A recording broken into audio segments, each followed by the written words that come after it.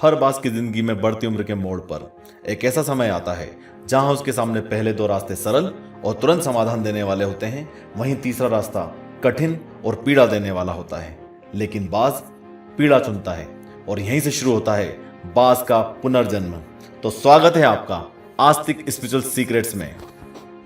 दोस्तों, हमारी जिंदगी में कई ऐसे मौके आते हैं जब हमें परेशानियों का सामना करना पड़ता है। कई लोग तो जीवन में संघर्ष कर आगे निकल जाते हैं और कई अपने हालातों से हार मानकर खुद को जिंदगी के हवाले कर देते हैं। ऐसे में हमारी जिंदगी और हमारा खुद का कोई वजूद नहीं रहता। दुनिया उसी को सलाम करती है जो अपने कलाम खुद लिखते हैं। सिर्फ इंसान ही नहीं, कुदरत में हर प्राणी के साथ ऐसा होता है। तो आइए जानते हैं बाज के जीवन से जुड़ा आश्चर्यजनक किंतु एक ऐसा सत्य जो हम सबको प्रेरणा देगा। बाज लगभग 70 वर्ष जीता है, परंतु अपने जीवन के 40वें वर्ष में आते आते उसे एक महत्वपूर्ण निर्णय लेना पड़ता है। इस अवस्था में उसके शरीर के तीनों प्रमुख अंग बेअसर होने लगते हैं। पहला, पंजे लंबे और लचीले हो जाते हैं और शिकार पर पकड़ बनाने में कमजोर होने लगते हैं। दूसरा, चोंच आगे की ओर मुड़ जाती है और भोजन निगलने में मुश्किलें पैदा होने लगती है। तीसरा, पंख भारी हो जाते हैं और सीने से चिपकने के कारण पूरे खुल नहीं पाते हैं, उड़ाने सीमित कर देते हैं। भोजन ढूंढना, भोजन पकड़ना और भोजन खाना, तीनों प्रक्रियाएं अपनी धार खोने लगती है। उसके पास 3 ही रास्ते बचते हैं, या तो शरीर छोड़ दे, या अपनी प्रवृत्ति छोड़ गिद्ध की तरह त्यागे हुए भोजन पर निर्भर हो जाए, या फिर स्वयं को फिर से स्थापित करे आकाश के साफ तौर से जाहिर बादशाह के रूप में। जहां पहले 2 रास्ते सरल और तुरंत समाधान देने वाले हैं, वहीं तीसरा अत्यंत पीड़ादायी और लंबा। बाज पीड़ा चुनता है और स्वयं को फिर से स्थापित करता है।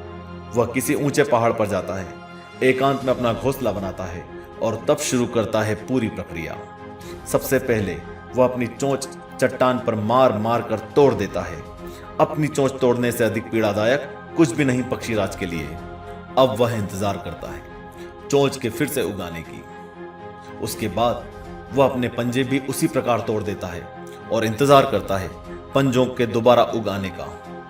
नई चोंच और पंजे आने के बाद वह अपने भारी पंखों को एक एक कर नोच कर निकालता है और प्रतीक्षा करता है पंखों की पुनः उगाने का। 150 दिन की पीड़ा और इंतजार, और तब उसे मिलती है वही भव्य और ऊंची उड़ान, पहले जैसी नहीं। इस पुनर्स्थापना के बाद वह 30 साल और जीता है, ऊर्जा, सम्मान और गरिमा के साथ। आपने कई बार यह सुना होगा कि भगवान भी उसी मदद करते हैं जो अपनी मदद करता है।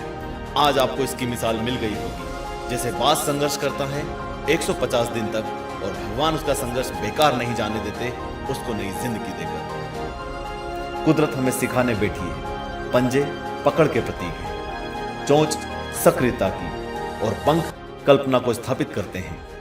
इच्छा हालातों पर काबू रखने की, सक्रियता स्वयं के अस्तित्व की गरिमा बनाए रखने की, कल्पना जीवन में कुछ नयापन बनाए रखने की। इच्छा, सक्रियता और कल्पना तीनों के तीनों निर्बल पड़ने लगते हैं। हम में भी 40 तक आते आते हमारा व्यक्तित्व ही ढीला पड़ने लगता है। आधे जीवन में ही जीवन खत्म होने जैसा लगता है। उत्साह, आकांक्षा, ऊर्जा नीचे की ओर जाने लगती है। हमारे पास भी कई विकल्प होते हैं, कुछ सरल और तुरंत, कुछ पीड़ादायी। हमें भी अपने जीवन की मजबूरी भरे अति लचीलेपन को त्याग कर काबू दिखाना होगा, बाज के पंजों की तरह। हमें भी आलस पैदा करने वाली वक्र मानसिकता को त्याग कर ऊर्जा से भरी सक्रियता दिखानी होगी, बाज की चोंच की तरह। हमें भी भूतकाल में जकड़े अस्तित्व के भारीपन को त्याग कर कल्पना की आजाद उड़ानें भरनी होंगी, बाज के पंखों की तरह।